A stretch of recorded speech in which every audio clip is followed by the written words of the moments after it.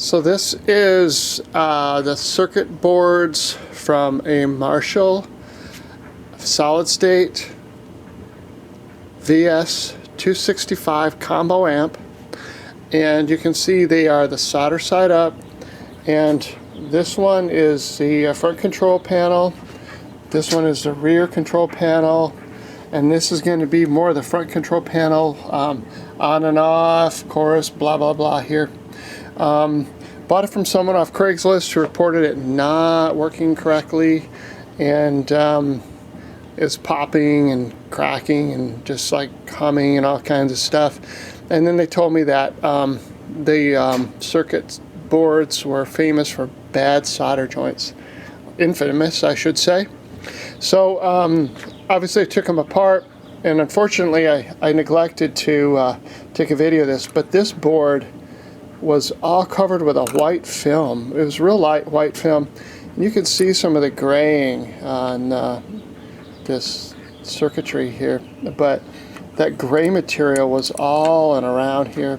And I cleaned all that off with a toothbrush, and I dipped it into a little small bowl of rubbing alcohol and just kept working it off really carefully. In fact, I cleaned up all these boards like that. There were some little spots but this one was really bad. So these joints here had circumferential cracking and some actual missing solder. So these were the joints, all these in here. Not all of them were bad, but these are the joints that obviously had some issues. And then some of these smaller ones, there's cracking all around some of the little pins too, which is circumferential cracking of the solder. So I'm going to touch all this up, and then I'll report back as to how it turned out. But that's my first blush of this before I do some repairs. Okay, this is the rear panel board, and I'm actually seeing that all of these larger solder joints are cracked as well. So I'm touching them all up and going over the whole board, but the closer examination after I had done the front panel circuit board, there's circumferential cracking pretty much all of these larger joints. So here's the Marshall, and I have done a lot of soldering, and I just put it all together, and I'm moving forward here, so hopefully you can hear that little bit of hum still. Just looking online, seems to be a consensus that you should expect some hum. So that's at standstill. All the knobs are cranked down, but I have tried them. Everything works, you know. So you know, all the functions work. But one other thing in the back here that I did notice was also check this foot switch. That connection right there, all these, this was really super loose.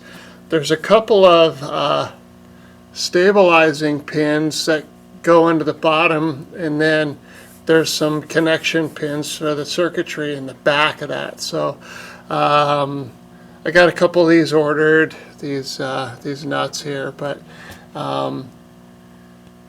the foot switch was very loose, and that might have contributed to some of the issues. So I'm going to sneak in here.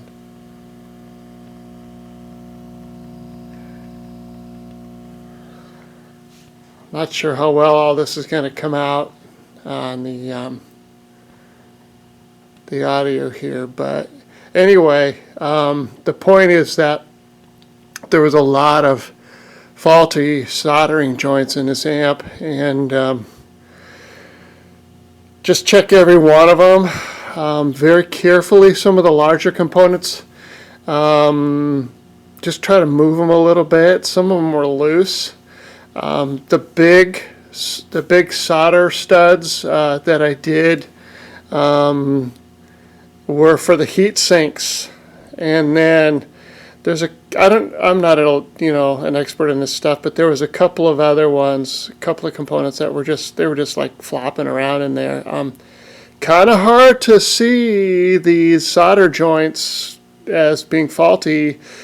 A couple of ones they were little, like probably 5/16 by ½ inch black rectangles. I have no idea what they are, but those things were just, I mean, you look at the solder joints and they were fine, but I just touched them and they were just moving. So a lot of just repointing. You got to be careful to keep the tip of the soldering iron away from the circuitry. So it's kind of tough. I don't have the best soldering iron, but it's got a really super fine tip. So I just put the iron on the other side of the area that I'm going to solder, and it just kind of flows in there. But man, it's kind of nerve-wracking, I have to admit. But it's easy once you know how, as they say. But anyway, amps is just incredible. It sounds great. Just a little bit of hum, but all the functions work, and it just sounds really cool. The chorus on this amp is to die for. It's really great. Just love that chorus for this amp. It's just a really super great amp. Probably $200 to $300 amp when it's in this condition and functioning as it should. And don't be afraid of them.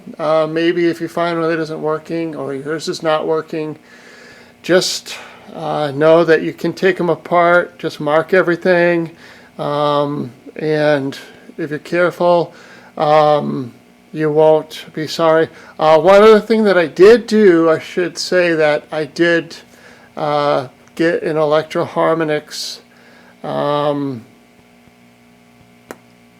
tube, and so actually going out of focus here, but anyway, that the tube is this is supposed to be a I don't know, tube that isn't as noisy as a 12AX7. I just bought it because that was the rumor online. I don't know if it helped in this particular case, but it's a really super nice tube, and it was a great deal on eBay. So if you want to upgrade it and try it that way, there's some differences in the way that the amp is going to sound. Just playing through the amp before I soldered it and did some repair work on it, gosh, maybe my ear isn't that good, but I did not notice a huge difference in the tone of the amp in clean or overdrive channels. So maybe that's tube mythology, or my ear isn't any good, or whatever. Maybe the settings or something, or maybe because it's a solid state amp with a tube valve. I don't know. But anyway, that's what I replaced it with, and that was $20, something like that. So pretty cool. And if you have one of these amps and you're having problems with it, I hope you're able to fix it. If you're looking for one and it's got some issues, definitely there's 3 circuit boards, and they all have to be checked, every one of them.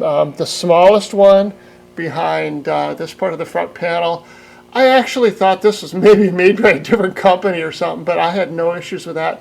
Check it out anyway. Yeah, that's it.